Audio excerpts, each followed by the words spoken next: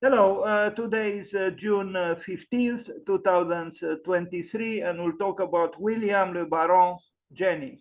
Well, the name in the middle is French, but he was a North American architect.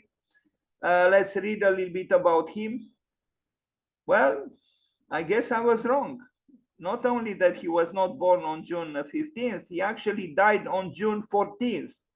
Sorry about this. It means my list with the celebrations has problems. William Le Baron Jenney was an American architect and engineer who is known for building the first skyscraper in 1884 and became known as the father of the American skyscraper. So at least we learned that the first skyscraper in the United States, but I imagine that was the first skyscraper period, was born in 1884. And its author was William Le Baron Jenney. In 1998, Jenney was ranked number 89 in the book 1000 Years, 1000 People, ranking the men and women who shaped the millennium. Now, the North Americans love this kind of, hierarchies. It was the end of the millennium. That's why, the book 1000 Years, 1000 People. And he was, on the position 89. Not bad at all. Bravo to William Le Baron Jenney, who built the first American skyscraper or the first skyscraper in 1884. This was the man. So he was born in 1832. And this is the skyscraper, so to speak. Of course, he didn't imagine, how skyscrapers were to become. William Le Baron Jenney.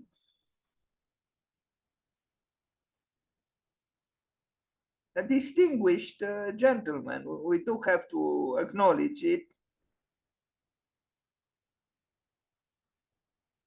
Now, Colonel James Bowen House in Hyde Park, Chicago, built in 1869. So he didn't build just the first skyscraper. He built other buildings as well, but no pictures. Metropolitan Block in Wisconsin, built in 1874, no pictures. First Congregational Church, Manistee, Michigan, 1892, 1898. Now, you wouldn't expect the father of the American skyscraper to build this kind of church, but in actuality, is kind of a small skyscraper here as well.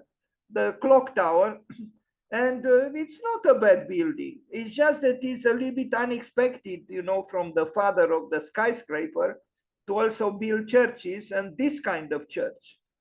But it's not a bad building. I almost feel like saying it's better actually than the first skyscraper.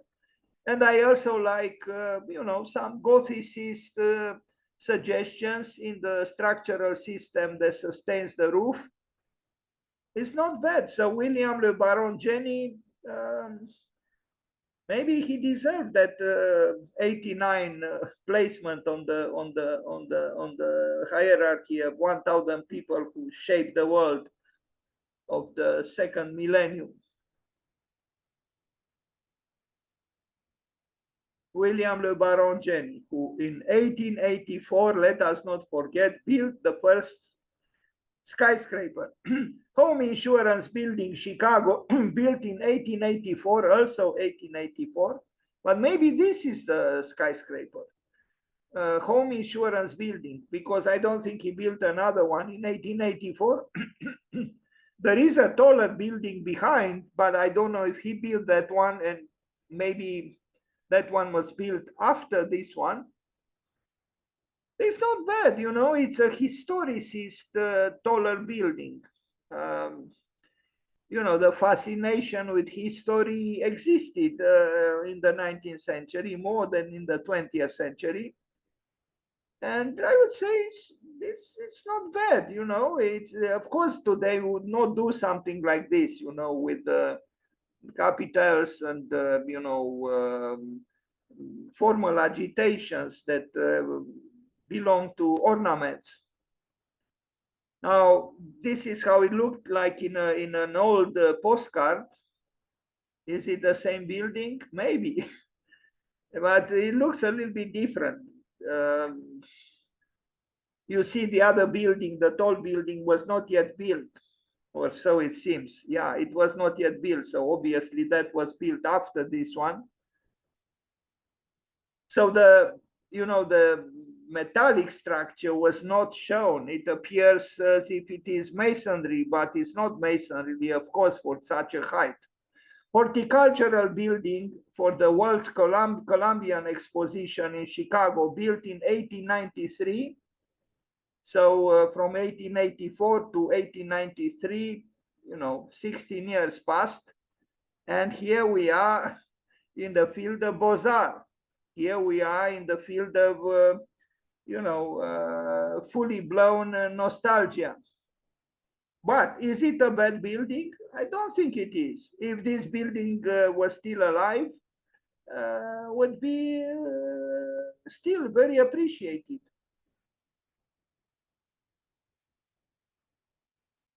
So 1894, the World's Exhibition, the Columbian Exhibition in Chicago, 1893. William Le Baron Jenney. Not the smallest building on earth. But look around it. It's where is Chicago actually? Well, Chicago suffered because of a big fire. Lake Forest Cemetery, Lake Forest, Illinois. In the 19th century, architects also worked on cemeteries. They didn't neglect Domus Eterna. Today, very few architects spend time, working for such matters. In my opinion, the devaluation of death has consequences, serious consequences on life itself. Because in the two cups of the existential clepsydra or hourglass are, one is called life, the other one is called death. And if you neglect death, you also neglect life. Ludington Building in Chicago, 1891, National Historic Landmark. This one looks good. It's not so tall, but well, it was refurbished. But it's a building which, if it was built today, it would certainly make it to the pages of Arch Daily. Maybe not so certainly. Residence, 1869. Again, would you imagine that this architect built the first skyscraper? No, but in the almost mid-19th century, the Victorian spirit was very much alive, even across the ocean. On the other hand, would it be unpleasant to live in such a house? I don't think so. I think it would be very pleasant, maybe more pleasant than to live in a concrete, refined, polished box by Tadao Ando. I admire Tadao Ando, but surprisingly, Tadao Ando himself doesn't live in a concrete box or in a concrete house, but in a wooden house. Can you believe it? So the house where Tadao Ando lives is a wooden house made of wood. It was the house of his parents and he lives in it. It's not a concrete house at all. But okay, maybe this house is too sweet for our rather more cynical taste. But in this sunlight and with all that vegetation around and the happy trees, maybe we wouldn't feel too unhappy in such a house either. Manhattan Building, Chicago. Strange, I didn't know there was a Manhattan Building in Chicago, because between New York and Chicago, there is competition, a fierce competition. And Manhattan, of course, belongs to New York. Manhattan Building in Chicago, built in 1891, also a National Historic Landmark. This is, in my opinion, his best building. I like these bow windows. I don't know why it was called Manhattan Building. Maybe, who knows, a company that was called Manhattan, or I don't know. But it's an excellent building by William Le Baron Jenney. And it's still in good shape. 1891, so 130 years ago, more than 130 years ago. And it's tall. And it has these kind of details. And look at what's happening at the bottom of the bow windows.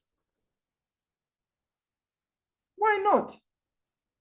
Try it yourself in one of your projects. Bring the mask into the architecture.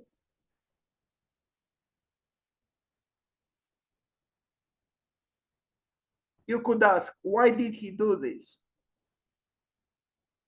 Let's investigate. It could be maybe the subject of a possible PhD paper. Why did William Le Baron Jenney, the father of the American skyscraper, or the father of the skyscraper, the first built in 1884, do something like this? Why did he need this?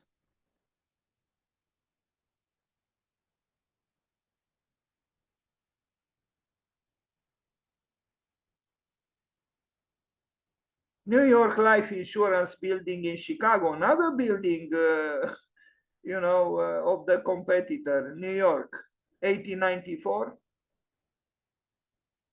You see carriages with horses, no cars. So maybe the picture was from then, the turn of the century. New York insurance, from that time, of course, the insurance buildings ran the show because they had the money.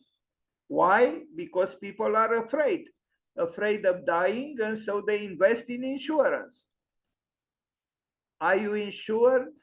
You are not insured? I hear this all the time, even in Romania. Not in English, of course. As if you are insured, you escape death. Of course you don't escape it. But you make the insurance buildings, taller and taller, more and more impressive, with or without a steel structure.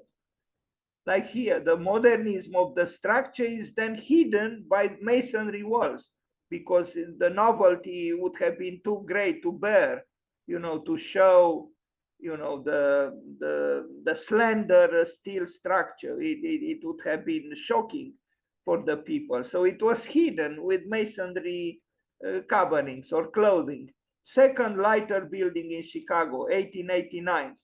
Now this one is refurbished. I am sorry, this building, without any doubt, if it was built today, would have been just fine, would have been advertised and publicized as a great building built in the year 2023 or 2022 or 2021, but not before. It was built at the end of the 19th century. But yes, refurbished. William Le Baron Jenney. The strange thing is I lived for 5 years in Chicago, well, Evanston, Chicago, and, I never visited these buildings. I saw others, by Frank Lloyd Wright and Louis Sullivan and Miss Van der Rohe, but not these. Now I regret.